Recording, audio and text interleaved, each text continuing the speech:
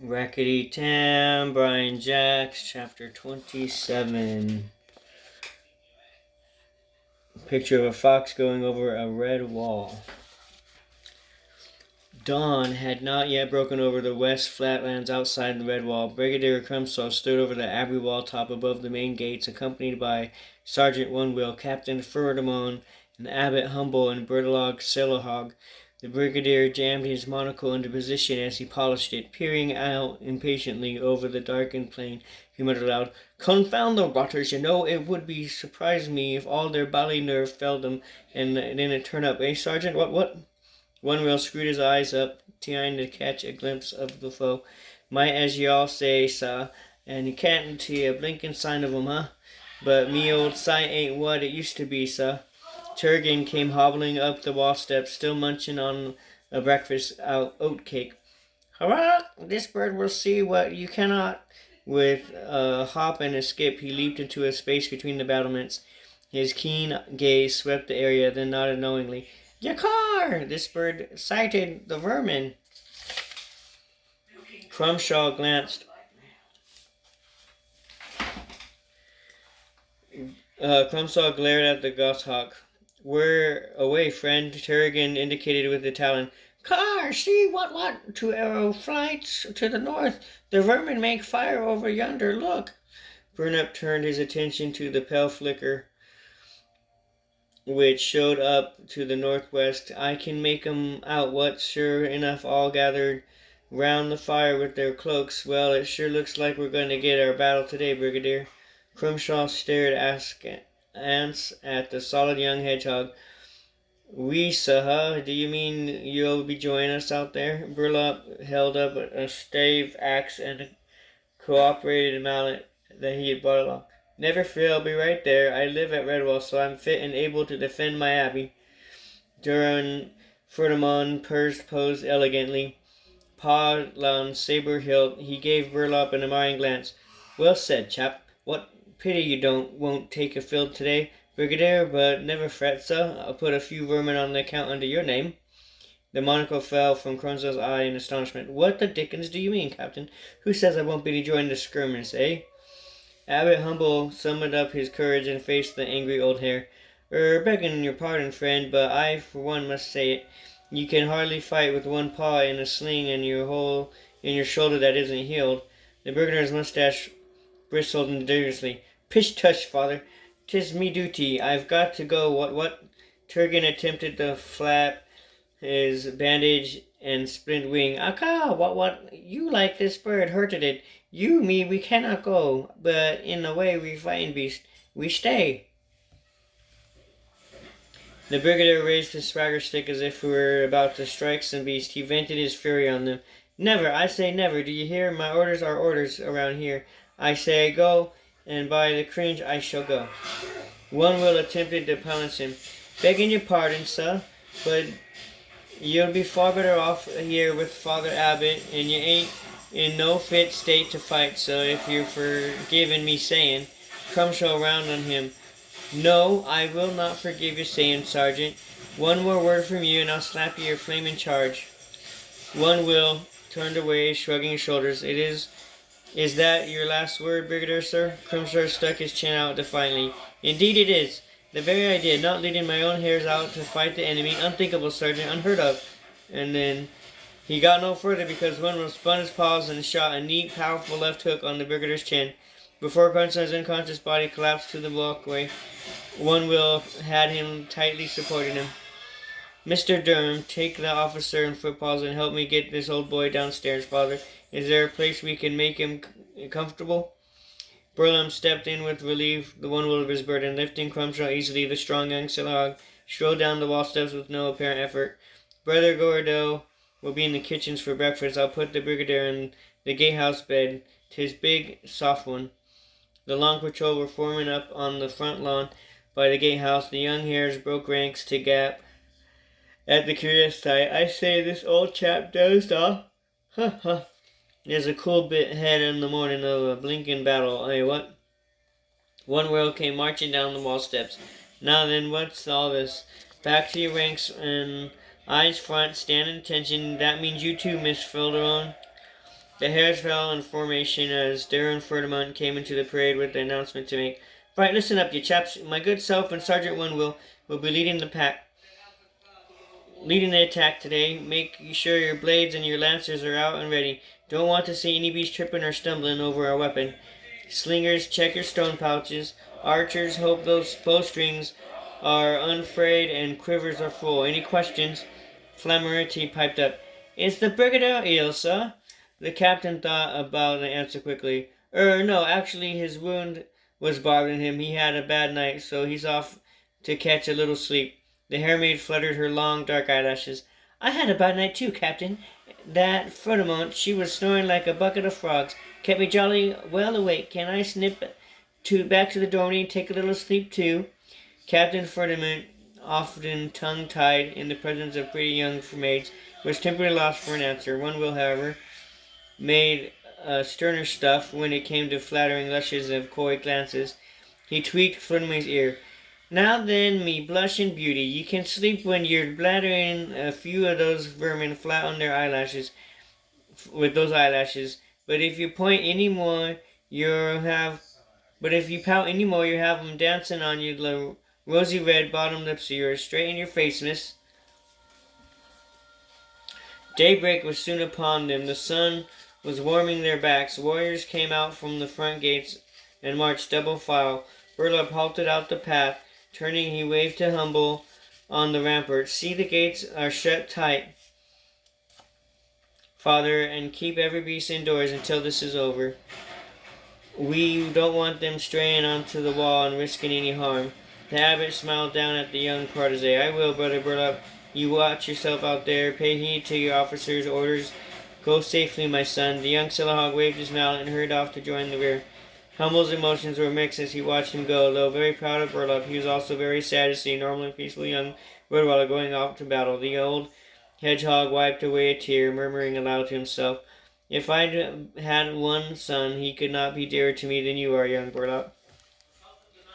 Ferdinand strung his hares out in the flatlands and skirmished order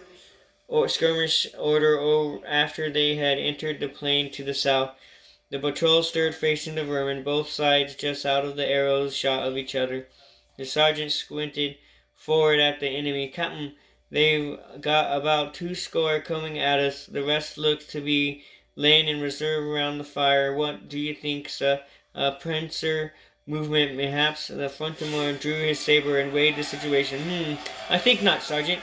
When the points of our pincer meet, they leave the vermin reserves to strike at our center. I think we'll take 'em straight, run and fight to 'em. No, not a charge, mind. Leave lots of halts for arrows and slingshots, but keep pressing forward, eh? One more like they did. Aye, and if those scum find the guts, they'll make a charge at us. Will be bad luck for the vermin, Captain. Our long patrol's never been beaten in a charge. 'Tis what we do best. Ferdinand clipped a buttercup with an artful cut of his blade. Shink! He pinned the flower in his buttonhole.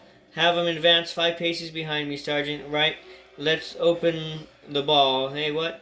The gallant captain strode forward with a certain number of pieces and halted. A deadly hush lay over the ground from both sides. He raised his saber elegantly, kissing the blade as he did. A fine moment for filthy flesh-eaters to die, what? The hares held their breath as dozens of arrows whipped through the air and the vermin ranks from the vermin ranks toward the lone hare standing out in front. But Ferdinand, an excellent judge of distance, did not back down. As the arrows thudded to the earth, the mere pace short of his footpaws, he rapped out sharply, Longbows, fire! Slingers, stand by! The long patrol used much larger bows than the vermin archers. 10 hares had been waiting with long ashwood shafts fitted to their tall yellow blows. They let fly, angling the bows slightly upward. The arrows buzzed through the sunlit morn like angry beasts as the air played through their gray, gold feather flights. The vermin archers fell back fast, but 4 of their number were not fast enough, and the shafts found them. Then the battle begun in earnest. Whirling their slings, the hare throwers ran out beyond the archers. They cast off their stones and cried forth, Oolala, give 'em blood and vinegar! The vermin archers regrouped and fired two hairs down. Gulalo, Gulalo, kill, kill, kill! Vermin slingers came forward slowly with the spear, sword, axe carriers, followed with the slingers, caster stones. The hair archers began firing on the run, the slingers advancing too. Still in front, Frontidom leveled his fearsome saber blade straight at the foe, shouting, "Forward the patrol, charge!" Burlap Silverhawk found himself plunging forward with the long patrol warriors. Brandishing both axe and mallet, he roared out blood-curdling war cries, the best of his comrades. Filled with the ejaculation he had never known, the young Silverhawk covered the ground just as swiftly as the fleet-pawed hares. But there was no crash of conflict as both sides met. Splitting into two groups, the vermin veered off into two different directions. Burlap was level with Captain Furnama as they sped forward, heading straight for the smaller group of reserve fighters around the fire. Two unexpected airmen were facing the front runners. Furnama's saber flashed like summer lightning, decapitating one. The other dithered for a brief moment, his eyes searching out an avenue of escape before meeting those of Burlap in a fleeting glance. Then the Silverhawk's heavy, coopering mallet cracked down on the ermine's skull, slaying him instantly. Frontidom whirled and slashed his lethal blade at the cloaked figures around the fire. He ground to a halt as the vermin crumbled and collapsed around him. The captain's saber sliced through another spear shaft, which was propped upright beneath the cloak. He howled furiously. Decoys! They were only decoys, set up to fool us, with a couple of real ones to bait the trap. Hurtling across to where Burlap was sitting next to the ermine he had dispatched, Frontidom cursed. Hell's teeth of blood and fire, decoys! And he shouted it out to the hares who were pursuing the fleeing vermin. Run him down, me buckos! No surrender, no quarter! Run the scum into the ground! Take no prisoners! With the dust spurting from his footpaws and bloodlight shining in his eyes, Frontidom thundered off in search of prey. Burlap was in no state to heed the fray. He sat motionless at first, staring at the creature he had slain. He had begun to rock back and forth, tears streaming down his homely face as the awful realization hit him. He sobbed brokenly, I'm sorry, I never meant to kill you. I'm only the Silverhawk from the Abbey. Please forgive me. I never done this before. I'm not a warrior. But the sightless eyes of the dead ermine were turned up to the high, bright sun, as if ignoring his killer's pleas. The axe and the mallet fell unheeded from Burlap's paws. He rose slowly, staggering back toward Redwall like a creature in the walking dream, his tears watering the small flowers of flatlands as he stumbled back home to the Abbey. Throughout all the commotion, a pair of grappling hooks clanged over the battlements at the east wall. They grated upon the red sandstone, taking strain as 8 white foxes scraped the rope ladder with the attached grapnels. Frida, the vixen, was first over the wall top. She held the others up, reminding them of their mission. Wargle and Farn, get down below and open the little wall gate. You know what we must do? Wargle drew his curved sword. Aye, we hold it until Captain Zurg and the others get here. After we let them in, we lock the gate and check all the entrances are tight shut. Then the tall rabbit warriors will be locked outside the Abbey. Good idea. Gazing from the wall top of the deserted grounds inside the outer wall, Frida squirmed with delight. Who but a vixen could think of such a plan? Look ye at this place, 'tis a paradise. Farn strung an arrow to his bow, grinning wolfishly. Aye, and peaceful too. All creatures who are not warriors must be hiding inside that big house. A tall, gaunt fox gazed hungrily at the Abbey building. Methinks is like a great meat store. Frida pointed her blade at him meaningly. Thy life will be short if you touch them before Zurg arrives, and this place is secure. We will need captains to show us about this wondrous place. They will tell us where all their treasures are hidden. We will make them talk. She licked the blade before adding, one way or another. Follow me and heed my orders. We will find a way into the big house.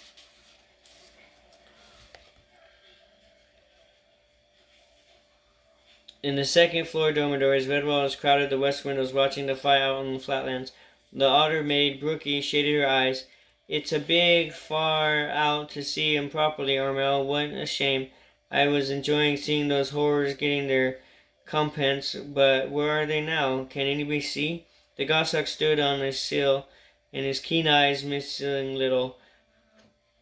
Hurrah! They scatter like flies, but our warriors are after them. Now the vermin run back to the woodland.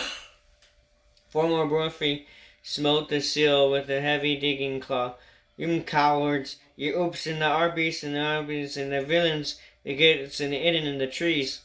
Sister Armo had lost any great interest in the battle once she had witnessed the vermin being routed. Her immediate concern was to prevent any of the Dublins from falling out of the dormitory windows. She grabbed the tail of Miss Me, the mouse babe, not a moment too soon. Back in here, Miss Me, right now. Down you go onto the floor. Terrigan, please don't lean against the shutters on that injured wing like that. It'll never heal properly. Mudge, don't lean out so far. You'll fall out. Oh, come in, you rascal. There's nothing to see anymore. Abbot Humble took hold of the mole babe, but the little one clung to the sill, resisting any attempt to pull him back into the safety of the dormitory.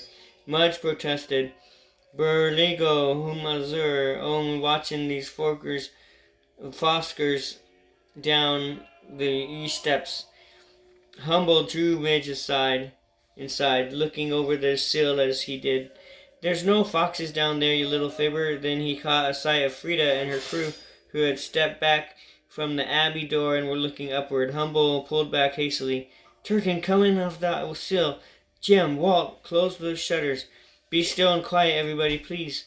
Sister Screeve glimpsed at the abbot's shocked face. The father, what's the matter? Humble pointed with the window. His voice hushed to whisper. Foxes at the abbey door. How do they get into the red wall? Search me. I never asked them, sneaky villains. Ha ha. Every beast turned to the glare at the automaid. Armel silenced her sharply. It's no laughing matter, Brookie. Brookie lured around sheepishly. Sorry. Brother Gordell turned to Humble. What shall we do, Father? The abbot sat down on a bed. Give me a moment, will you, friend? Let me think. The strong young ottermaid grabbed 2 long window poles, tossing one to Armel. Let's go down there, the rest of you. Find something to use as a weapon and follow us quietly. Frida banged on the abbey door with her sword hilt. Another fox placed his mouth to the crack of the door jamb and called aloud, We have seen ye. Open this door, 'twill go badly with ye. There was no answer. Frida instructed 2 of her other foxes, climb up onto one of those ledges to the right. Have a look through those long colored windows and tell me what you see. The one fox, by climbing onto the shoulders of the other, was able to reach the sill, then easily scrambled up over the smooth stone. He spat at the window pane and began rubbing it with his paw. Armel and Brookie were crossing Great Hall when the ottermaid detected a squeaking noise from the window, spotted the fox peering in through the section of amber-colored glass. Holding a brass-hooked window pole low, she whispered to her friend, Go and see what he wants. Don't look at me. Go. Once she reached the window, Armel mouthed the question to the fox on the other side of the glass. What do you want? She had to repeat the question before the intruder understood. What do you want? The pointing to his open mouth and grinning wickedly, he pantomimed an eating gesture, clearly indicating Armel as his desired meal. She smiled back at him, mouthing in reply, You want to eat me? The white fox nodded, walking out of his view. Brookie stole along the wall beneath the window until she reached a bench nearby. The fox was still mimicking at the act of eating and licking his lips and showing his teeth when Brookie jumped up on the bench. The large, solid old maid slammed the window pole hard at the stained glass section, smashing it through the window and the Smox's fangs at the same time. He fell backward with a gurgling scream. Fred and the others came running. She grabbed hold of the injured one, heaving him upright and shaking him as grating angrily. What happened? Who did this? Speak, fool! The fox tried mumbling something, but his mouth was too badly injured. Blood splattered with the vixen's face. Repulsed, she pushed him away before turning upon his companion. Why weren't you up there too, Mudbrain? He protested. There was no room for 2. I was holding his paw, lest he fell. Don't! Frida ducked sideways, narrowly missing 2 window poles, which instead thudded down so hard on the fox's head he collapsed to the ground unconscious. The vixen managed to grab the end of one pole, tugging it. She yelled at the other foxes, "Do something! Shoot arrows through that broken window!" "Oodalay!" The vermin whirled about just in time to see Brigadier Crumshaw emerging from the gatehouse, making a lone charge across the lawns towards them. The old hare was waving a swagger stick, running right for the foxes. Frida snapped an order to the 3 vermin who had already notched shafts to their bowstrings. "Stop him! Fire!" One arrow went wide of its mark. The other 2 struck Crumshaw. Amazingly, he carried on with his headlong charge, still waving his stick and roaring, "Give him blood and vinegar! Oolele!" Frida was backing up against the abbey wall as the brigadier bullied his way through to her. She slashed at his face with her sickle curved sword. Crumshaw was injured a second time, but he was unstoppable. Struggling to gain control of the weapon, he had seized the sword by the blade, which resulted in deep cuts to his paws. Despite the brigadier's pain, in one last desperate effort, he returned the blade until its point was against the vixen's neck. Hurling his full weight into it, they fell to the ground together, locked in the death hold. Frida stared at him, disbelieving, and gave a dying gurgle. The brigadier slumped forward, and his mouth against the dead fox's ear. He gasped his last words. "Forward the buffs, what? Oolale!" Please like and subscribe.